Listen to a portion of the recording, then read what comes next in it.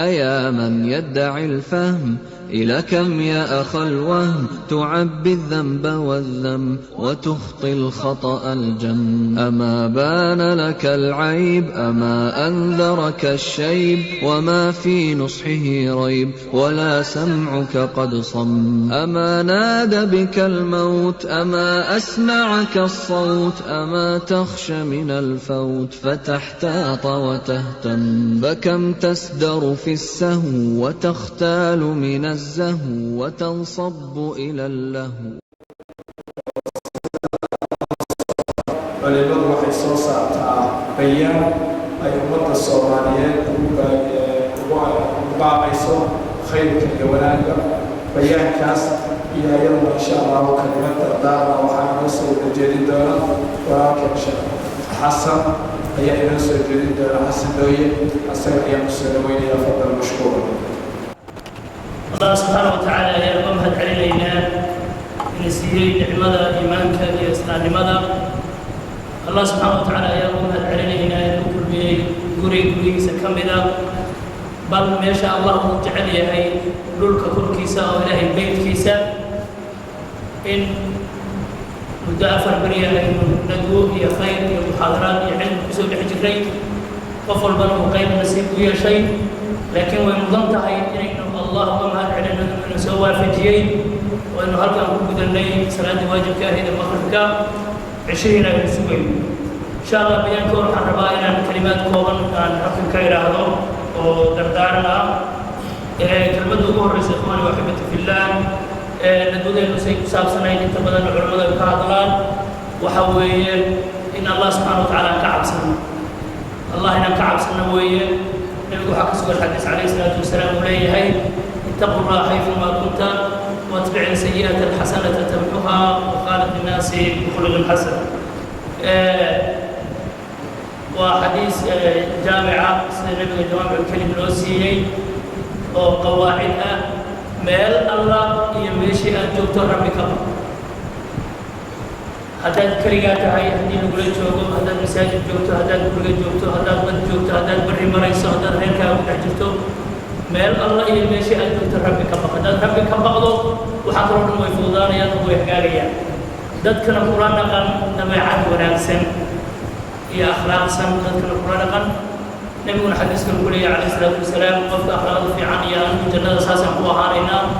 وشكر الله من سنارنا هدي قف كالعان هي حمان هي قبيانا هي وحن ذلك هينا وانا كذب مري هي توبه هي استغفار ويبقى سوى ترتريسا أرنت أسمع كورا يا روارين مهمة دقلت وأنا وحي أقيل أن إن شاء الله تعالى قبيانا هي عسبية هي قرن كل قسو شكيني سيدا الله سعنا قرآن يا رمان كان نهي Soomaalida waxaa jira tusaale ay leedahay dad Soomaaliyeed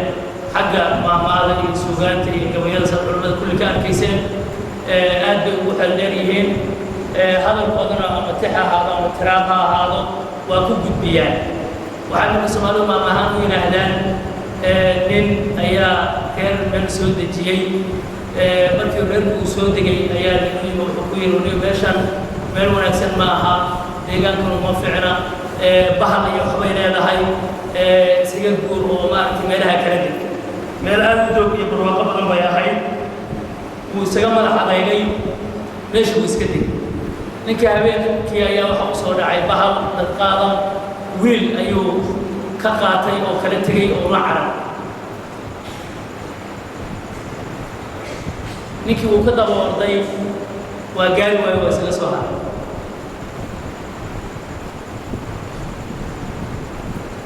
ninkii markii hore u sheegay baa kusoo noqday wuxuu yidhi subax oo war ma soo wuxuu jiraan wuxuu yidhi niyo xalay bil baa bahri garatay meeshii kuma uu sii guurina waa iska sii dego waa sii nagaa baalka waa soo noqday habeenkii dambe haddana wiil taro ka qaatay subax dambe wuxuu yidhi war bal ii warano see wuxuu jiraan xaaladda quranka ku badan baraaya dhacday niyo baalkii haddana wiil taro qaatay wuxuu yidhi niyo shalay baa tara xumay oo xalay baa qorad xumay oo haddaad kala socon tahay markii meesha ka gurbaan beelada la yiri وترحم الوقت كيسات حالنا وأرض حميدو هذا استكمال الدفاع كنا نقول كبار كانت ويل كانت يبان تكسر عسن وين هذا الوقت كنا شرع ولو توسع كيسر ليس هل كان محمد صلى الله عليه وسلم قبيلة دار إنه صومالي لأن إنه ضد بيجنو وانتظر إنه عالم الجامعة إنه خدنا وإنه كود يعني إنه ماجستير دكتوراه إنه كود يعني بقى هذا إنه صومالي نهاي وحق قبيلة إنه مضي iyo meesha ay qabyaalada ka geysay maxaa yeelay waa la socotaan in Soomaaliya uu ka dhacay dagaal ahliya waxay mid diman jabahada oo ilaa xilliga Itoobiya ay isaga dambeeyay waxa magaciisu muhiim maaha jabahadkii waxay inoo geysteen maal iyo naf iyo mood wax dhacay iyo wax cararay iyo wax dhintay iyo wax dhaawacmay iyo wax baaba'ay bay naga dhigeen waxay dhaleen nimankii dagaaloogayaasha ahaa oo booloriska ahaa oo muddo ina haystay oo la socotaan wixii ay ina badeen iyagiina waa laga soo gudbay waxa inoo yimid qabyaalad kaleeto oo yara ku salaysan 4.5 waxa la yiraahdo waa aad weydeen oo dadka Soomaaliya la yiri waxa weeye qorana waa afar qorana waa hal farkeen ana qabiiladuna qaar waa hal oo waa buuxaan waa dhameystiran yihiin afkaas ay hayaan qabiilada dhexda ka go'ay waa kala baran yahay waa laga soo gudbay hadda waxa taagan baal federaal yiraahdo oo aad la socotaan marka walaalayaal waxa soo dhamay waa soo tageen waad ogeydeen xagee qabiilayaasha ku dambeeyeen xagee jabahadka ku dambeeyeen xagee warlords ku dambeeyeen xagee way ku dambeeyeen dadkan soo baabiiyay waxa kaloo jira maaragtay urura jira oo iyaguna maaragtay kala duwanaa wadada haya hadda waxa kamid ah ururkan macnaheedu waxa laga hadlayo qabyaalada asaarta waxa kamid ah fitna iyo dagaal rubul fitna iyo dadkuna islaayaan isku baaba'aan hadda yaa macnaha qaybka dhibaatada taagan ama si ugu sar badan waa xarakada shabaab ila la socotaan iyaduna waqti weynadi weytay macnaha wax walba waqti bay soo qaateen jabahadka qaar cid ka xoog badnayd male marka waxay qabsadeen laga soo bilaabo raas Gamboni ilaa iyo gobolada dhexe ee qaybta ugu sokaysa ayay mar gaareen hadana waa suuray waxa qisad markii inay kitaabkiisa iyo cadli ku socon meel kasta gaaraan ama magac kasta leeyihiin waa suuraya marka walaalayaal qabyaaladaas iyo dhibaatada noocaasa ayaa leeyahay hadlaya fitnada weeye iyo dhibaato ay soo aragnay Ilaahay wuxuu leeyahay wattaqu fitnata la tusiibanna alladheena zalamu minkum khassa ووحي نسوت جابنا ومثلا نسونا دبنا وين كبقى فتنو أن قولكم نقولين كسمية كريس كذا وصلوا وسكين عليه وحي كذا عيسوماني عدل بهجي ستو قفل بوال النبي وغيب وقطعت أما هذا قبل ياشي أما هذا جبهاتك أما هذا ضدك سليني أما هذا يمكن هذا الجوجا يكون هذا مركب ولا يا الله وأبو كاس وأنا إله كبقنا وأنا إله توبتنا وأنا إله سبحانه وتعالى قلنا قدرت الأباد وسوينا إن شاء الله تعالى دردارا كثيرة وحوي ولونا الدول كان منطقة بطلة حتى الجنوب كخاسية اليوم إن الله سبحانه وتعالى قبل إن إلهي وما هذا علينا نمعنا أن هيسمى كشوف منه وحلقيا بعد كان إن يسمى كبر السنين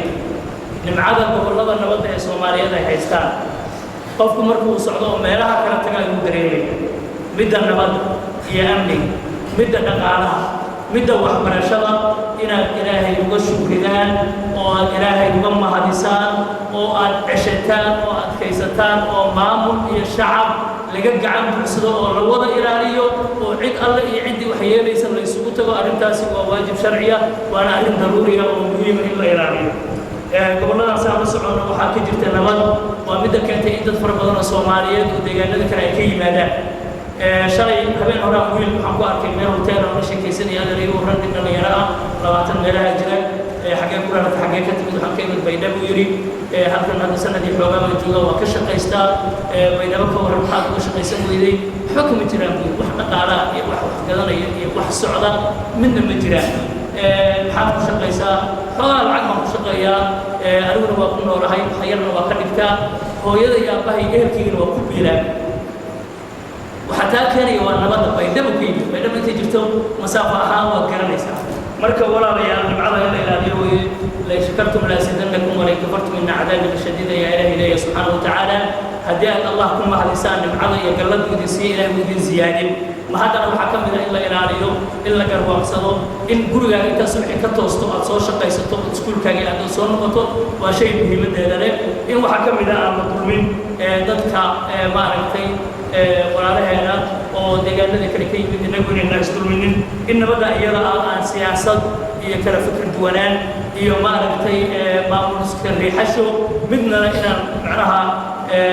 أنا سمين اللوط ودنتكو هي دنت عام كوامهم دنع وحبر الشرط حيران راحد الحكم إذا إن كبر المسلمين قالوا يا با وربنا حيران عافماتكم أما صحابه وتاج قفك عافماتك قبل مدحي سسارا وحا أركبي إلى هذا كتير كليه midka dhulkana kan dhuntinaya ka indhahana ka dhagahana nimcadaas qofka kala haysta wuu arkaa inayna waxa laga yaabaa ku baraarugsaneen intaan hadda jooga halkan waxaan maray meelo fara badan jaamacadaha iskuullada sare macaahidda waxa weeye aalaaf baa ku jirta oo soo baxaysa oo dhalinyaro ah oo aad u cajaa'ib badan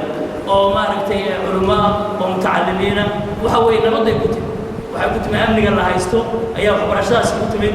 waxay ku timid dad saxilqaamay oo walaalaheena in marka la garwaaqsado loo mahad celiyo la ixtiraamo laga dambeeyo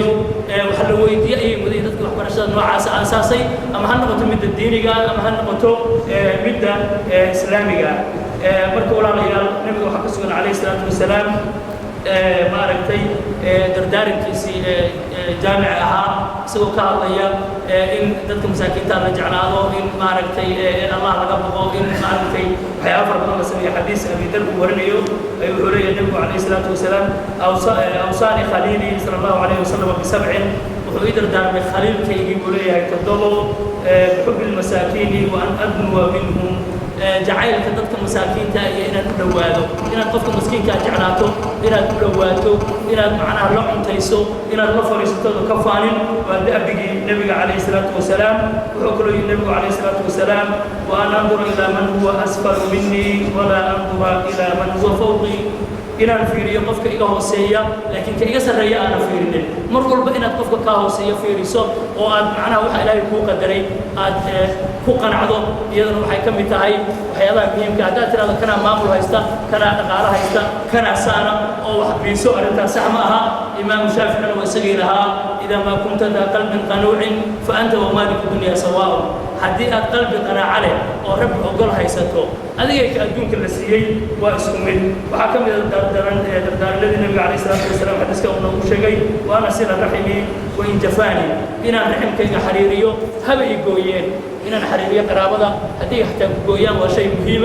النبي عليه الصلاة الحديث كلا قرابة إن معنا عرش الله قبضتي وإلى سبحانه وتعالى يقول هذا لكم نقول إنك قوية إن قوية وحريرية أنا حريريو سيدك واحد ذلك النبي كمل عليه الصلاة والسلام إن لقد كلمة لا حول ولا قوة إلا بالله معناها قفك إنه الله سبحانه وتعالى تضرعه وقراء أود حيرات ومعناها نفع يونان كلي ماذا إنه سلاحين أما دي بيسجع اليوم إنه قفك ومر البقراء إليه سبحانه وتعالى وكوكر سناده وكنوس كاملة من كنوس المال في الآخرة سيدوك وأنا أتكلم بأمور الحق يوم يريد إن قفك وكهر له حق كيس قرار معنى قفك إنه كلمة الحق هذا هذا قرار عليه وأنا مدعو لماذا كانت إني مرة بحب حق كهذا عندك كان عيسى وقته والله رزقه يقدر كلاينا يا أو قرح هيستا أو تكنيك هيستا أو موريان يجري هيستا دروغيسن وحبك لجرانين أي حق الشيء إن بعد مساعدة عدينية عند والبلد كلمة حق يكون رهاين سألت يتعالي حديث باجر نقول إيه أفضل الجهاد كلمة الحق عند السودان الجاهل جهاد محبوب فضل بدن كلمة حق أو السودان الجاهل تغير هذا وأنا مدة كانت هذا حق إلا عديه وعد والبلد خلدن الشيء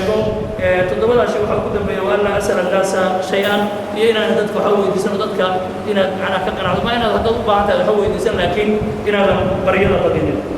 marka walaalayaal arrimahaas oo dhan waa dardaaranka loo baahan yahay inaan goos dambeed ku qabsano waxyaabaha ay farax gelinay waxaa ka mid ah nadwadan hadalkii sheekh daahir ku jirtay uu ka yiri kelmadii aaska ilaahay subxaanahu wa tacaala ha u naxariisto sheekh cabdulqaadir iyo dadkii kale oo la dilayba إنه الشيخ يري علماء دلكودا يا شيخ عبد القادر دلكودا وحلو مرينا دعوة وكم يرانا يسوع وكم نسقام يسوع كم نيال شيخ عبد القادر بصوبه أو إيمان marka waxay farax gelinaya in dacwadan iyo khayrkan iyo manhajkan iyo aqoonta saxiixa ay soo saartay waxa arkaysan oo nadwadan wujuub dhalinyaro oo culummo oo cusub aan habeenadan oo dhan ku raaxaysanayeen Allah subhanahu wa ta'ala diintiisa oo inoo sheegayeen iyaguna runtii waxaan farax gelisa waxaana aan rajaynayaa ama aan kuba kalsoonahay ilaahay hanoo daa'imo oo dadka soo shaqeeyana jannaha ugu bedel hadii soo socoto tobanaan sano oo kale sanad kasta hadii ku talagalaan toban sheekh oo cusub inay keenaan inay heli karaan ومعنى علماء هذا تمد إني سديد بسون نقولين سنة كستطبان شيخ أما تكون وجي وعلماء إني كانان إني سون نقول يسوع وحنركب كوب كما كبيني يا إن علماء نقول ما ركتي مجالس تورا إن علماء لقاك نوالو إن علمك نقول هنوال السيبيا وحلو السيبيا بود كمارك علماء هي علمك البقى بنيا ما ركتي إن مركب علماء تنوشة هاي جبتو علمك الله برتو سيد الله سواء عمله حقا عن لقب إنن إلى كتاب كسر الجودنتو وكلمة الجودن بيسوا علماء الله يليه ودعوة الله يليه ودين الله يليه والسوق قرب يستقبل مساتير اللي سوق بحيه ومدارس اللي بحيه وماش إنك الشيخ كاجي هاي مجلس كسر اللي يبادو لحالك النبي وتحبك سوقاري حبك سوقارية صحيح كنا سنة ودنا سنة نبغى هيستبرفون أما عاتب وكم التالي مرك إخواني وحبتي في الله أنت سيان كلمة دردارك إن شاء الله تعالى يكون قبيلية وحنا بينا نقول بيانكي علماء أي كسر صارين المدن سيد على وهاي إن شاء الله تعالى بيان علماء كسر صارتي ندودي كوبي تورنان كسرتي مسجد كالروضة الثاني كنا أفر بوسطن يا أفر وافقسنا سيدي توكا بشا أفراد لبدا كوني يصدحي توكا كسو قبوبي مساجد كالروضة يا مقالة بوساسو يا كنتلان ندوة علمية سعوتي أفر هبين عنوان كل مرأها إسلامك إيو وحقلنتا قبيالة ندوة أي كان ليس قبيلة النوعية ليلا سيدا مقابلة ليلا سببها ليلا عدد كينا يداول ليلا وحاكم يبقاتي علماء كالدوان وحالات لو قد جاي لنا عدي سيدا إسلامك أي بقفقت أي قبيلة ندوة كوي تبنان أي كاملة ندوة علمية كن سند لها هيدا علماء شعب الصومالي وعي قلين جرتي كنا سيجرتي دروس آخرية لكم بأنفعيسة gabadii nadwadan culimadii ka qayb gashay waxay ka soo saareen bayaankan waxaan ummadda Soomaaliyeed ku baaqaynaa qabsashada kitaabka iyo sunnada nabiga sallallahu alayhi wasallam iyo barashada faafinta iyo difaaca diinta islaamka maxaa yeelay iyada qabyaalada kan noqonaysa darbi adag oo aysan soo jeedi karin si gaar ah waxaan ku baaqaynaa maamulada iyo beelaha Soomaaliyeed in ay wixii khilaaf siyaasadeed ah ee dhexmara ula tacaalaan sidii walaalo dhibaato wada haysata wada xallinaya ayna ka waantoobaan inay isu adeegsadaan awood ama quwado shisheeye waxaan ku baaqaynaa carabkana ku adkaynaynaa in shacabka Soomaaliyeed sharciyada Ilaahay u celiyaan wax kasta oo dhexmara kuna kala baxaan sida kitaabka Qur'aanka iyo sunnada nabiga ina farayaan labo waxaan ku baaqaynaa madaxda ismada siyaasiyiinta inay Ilaahay uga baqaan shacabka Soomaaliyeed iyo ummadda waqtiga dheer ee muddada dheer ku dhibaataysnaa dal iyo dibad inaysan ka dhexorin fitnada qabyaalada iyagoo maslaxadooda gaarka ah eegaya si gaar ah waxaan ku baaqaynaa siyaasiyiinta Soomaaliyeed inay ka waantoobaan qabyaaladaynta loolanada siyaasadeed ee iyaga u dhexeeya iyo colaadaha ay dhex dhigayaan beelaha Soomaaliyeed ee walaalaha sidaas waxaan ku baaqaynaa dadka danaha guracan kale inay ka waantoobaan ka faa'iidaysiga loolanka qabyaaladeed ee u dhexeeya beelaha hadday ahaan lahaayeen ururo kooxo hay'ado wadamo iyo shakhsiyaadba saddex waxaan ku baaqaynaa aqoonyahanka iyo ardada Soomaaliyeed inay ka fogaadaan wax kasta oo keeni kara qabyaalad iyo inay ka wacyi sabriyaan oo aysan u fakarin una dhaqmin sida dadka aan aqoonta lahayn waxaan ku soo jeedinaynaa inay ka waantoobaan inay aqoontooda uga qayb qaataan dhibaataynta shacabka Soomaaliyeed sida inay hadal iyo qoraalba ku taageeraan dadka fitnada qabyaaladda hurinaya afar waxaan ku baaqaynaa ganacsatada Soomaaliyeed iyo qof kasta oo dhaqaale ku bixiya hurinta qabyaaladda inay Ilaahay uga toobad keenaan xasuustaana in Ilaahay hortiisa kaligood la weydiin doono shilin kasta meesha uu ka soo galay iyo meesha ay ku bixiyeen ayna noqonayso nimcada Ilaahay siiyay inay ku xadgudbeen oo ay walaalkood muslim ku dhibaateeyeen shan waxaan ku baaqaynaa qurbajoogta Soomaaliyeed inay xasuustaan qaxa iyo safarka dheer ee xanuunka badan ee ay ku tageen wadamada gaalada inaysan ahayn rabitaankooda ee ay ahayd natiijadii ka dhalatay qabyaaladda sidaa daraaddeed waxaan ku baaqaynaa inaysan marnaba ka qayb noqon in dumarka carruurta waayeelka Soomaaliyeed dib u bilaabaan qax iyo dhibaato hor leh waxaan u soo jeedinaynaa inaysan qayb ka noqon dhibaatada qabyaaladda ee waddanka taalla ee ay ku fakaraan sida ay uga shaqayn lahaayeen sidii waddankooda oo nabada dib ugu soo noqon lahaayeen iyaga iyo ubadkooda lix shacabka Soomaaliyeed waa ummad isku diin isku af isku dhaqan iyo dalba mana jiraan qabiilka kale ka sarreeya dhalasho ahaan dadka oo dhan waxaa laga abuuray aadamna waxaa laga abuuray ciid sidaa daraaddeed waxaan ugu baaqaynaa in shacabka Soomaaliyeed ka waantoobaan joojiyaanna inay qabaa'il walaalahood hayb soocaan oo takooraan arrintaas waa dulmi mana bannaana sharci ahaan iyo caqli ahaantoona toddobo shacabka Soomaaliyeed waa dad walaala diin ahaan iyo dhalasho ahaanba dantiisuna waxay ku jirtaa isjacayl isku kalsooni iyo midnimo sidaa daraaddeed waxaan ku baaqaynaa in lagu dhaqaaqo wax kasta oo walaaltinimadiisa iyo midnimadiisa xoojinaya lagana hortago wax kasta oo walaaltinimadiisa iyo isku duubnidiisa dhaawacaya waxaan soo dhawaynaynaa wada hadalkii u furmay dowladda federaalka Soomaaliyeed iyo Somaliland waxaan u aragnaa inuu yahay fursad taariikhi oo lagu xaqiijin karo danaha shacabka Soomaaliyeed oo dhan guusha wada hadalka laga gaarana si gaar ayay sharaf ugu tahay madaxda horseedka ka iyo cid kasta oo gacan ka geysata sidaa daraaddeed waxaan ugu baaqaynaa labada dhinacba inay tixgeliyaan danta ummadda ee aynay dana iyagu u gaara ku kala tegin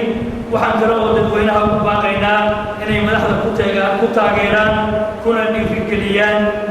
kamira dhalinta wada hadalkaas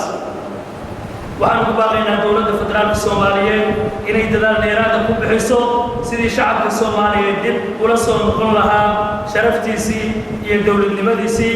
waxaan u aragnaa inay lagama maarmaan u tahay arrimahaas in dowladdu ka shaqayso sidii dib u heshiisiin dhab loo gaari lahaa in dowladdu soo celiso awooddii iyo haybaddii ciidanka qaranka Soomaaliyeed si looga maarmo ciidamada shisheeye ee waddanka jooga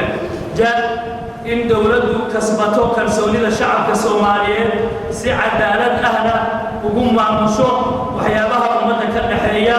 waxaana si gaar u xasuusinaynaa in dowladda xil gaar ka saaran yahay inay ka shaqayso sidii looga bixi lahaa dhibaatada dal iyo dadba haysata muddada dheer dowladda iyo shacabka reer Puntland waxaan ugu baaqaynaa inay ka feejignaadaan qalalaasaha iyo loolan beeleedyada ka dhasha siyaasadda iyo doorashooyinka waxaan u soo jeedinaynaa in maslaxadda guud laga horumariyo midda goonnida iyo in loo turo shacabka mar kastana la xiriyo nabadda iyo barwaaqada la haysto wax kastana lagu dhammeeyo wada hadal wada xaajood iyo safgarad ugu dambayntii waxaan ugu baaqaynaa ummadda Soomaaliyeed maamul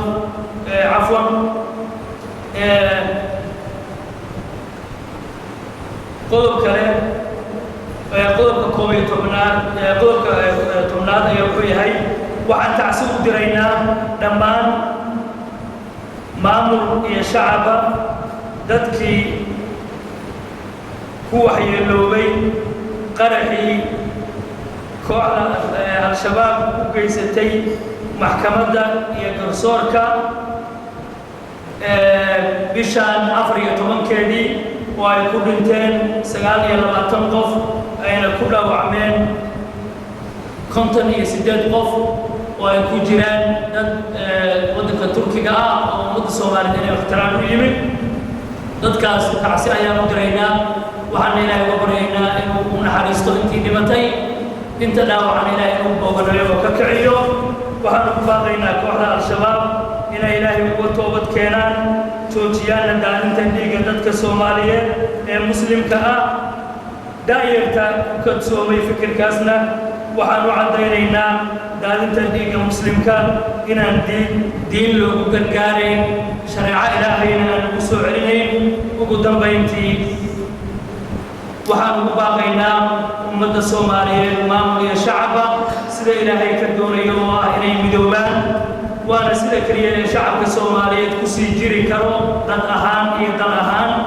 sidoo kale waxaan ku celinaynaa mar kale in ummadda Soomaaliyeed halkeedu ku jiro isku xukunka iyo ku dhaqanka shareecada islaamka oo kaliya culimada baaqan ku saxeexan شيخ داهر أبو عبدي شيخ أحمد داهر حسن شيخ حسن حسين شيخ محمد معلم أحمد شيخ عبد الرحمن بخاري شيخ محمد فارح قراسي شيخ محمد فاهي عيسى شيخ مختار أحمد فارح شيخ عبد الشافي أحمد علي شيخ محمد شيخ آدم ولي شيخ علي محمد علي شيخ شعيب حاج النور شيخ عبد الرزاق مرقاتا شيخ أحمد يوسف دام شيخ عبد الغني قرني شيخ حسن دوية شيخ محمود عيسى شيخ عبد الرحمن أبو عيسى موسى شيخ عثمان محمود حاج الدرب يا شيخ فارح محمد عجب وجزاكم الله خير وصلى الله وسلم على نبينا محمد وعلى اله واصحابه اجمعين. أيها الأخوة الكرام waxay soo gaarnay gabagabadii nadwadeena afartan ka socotay masjidka nadwadan kowda tobnaad sanadka waxa ahayd ee lagu qabatay magaalada Boosaaso masjidka Qowda sanadkan ciwaankeedu ahayd islaamka iyo qabaliyada intaas ayay inoo ku dhantay insha Allah nadwadani waxay ahayd nadwadii ugu ballaaray duruusta xaggeeda oo intii la soo maray nadwooyinkii dhacay afar habeen waxay ka dhacday afar darsi oo ka mid waxay ka dhaceen masjidka saddex darsi oo ka midna waxay ka dhaceen rugta ganacsiga afar darsi oo ka midna waxay ka baxeen jaamacadda bariga Afrika saddex ka midii waxay ka dhaceen xarumaha dumarku ay wax ku bartaan shan darsi oo ka midna waxay ka dhaceen dugsiyada sare ee magaalada lix darsi dugsiyada iyo macaahidda sare ee magaalada Boosaaso hal nadwo oo gaarkeedii waxay ka dhacday iyaduna dugsiyada sare ayaa loo qabtay oo masjidka ayay ka dhacday bayaan ama liqaa saxafiya oo saxaafadda iyo dad aqoon-yahani ay ka qayb galeen asaga oo dhacay ugu yaraan dhowr iyo 20 darsi ayay ahayd nadwadani oo ka dhacay goobo kala duwan waxayna ahayd nadwadii ugu ballaarnayd ee la faafiyey xagga qalabka isgaarsiinta ama ha noqda idaacado ama ha noqda telefishinno ama ha noqdeen xagga websaydyada ayuha al-ikhwatu al-kiraam nadwadan waxaa soo abaabulay oo soo qabanqaabiyey mu'asasada al-minhaaj lildacwati waltanmiya sidaa darteed waxaan ilaahay uga baryaynaa mahad ballaaran u jeedinaynaa bacda allahi tabaaraka wa tacaala mu'asasada al-minhaaj oo soo diyaarisay nadwadan soo qabanqaabisay guddiyadeedii kala duwanaa hadday ahaan lahaayeen kuwa farsamada hadday ahaan lahaayeen kuweeda isku xilka hadday ahaan lahaayeen kuwoodii dhaqaalaha hadday ahaan lahaayeen kuwoodii arrimaha amniga iyo ka shaqaynayey aad baan u mahadnaqay قد صم أما ناد بك الموت أما أسمعك الصوت أما تخشى من الفوت فتحتاط وتهتم بكم تسدر في السهو وتختال من الزهو وتنصب إلى اللهو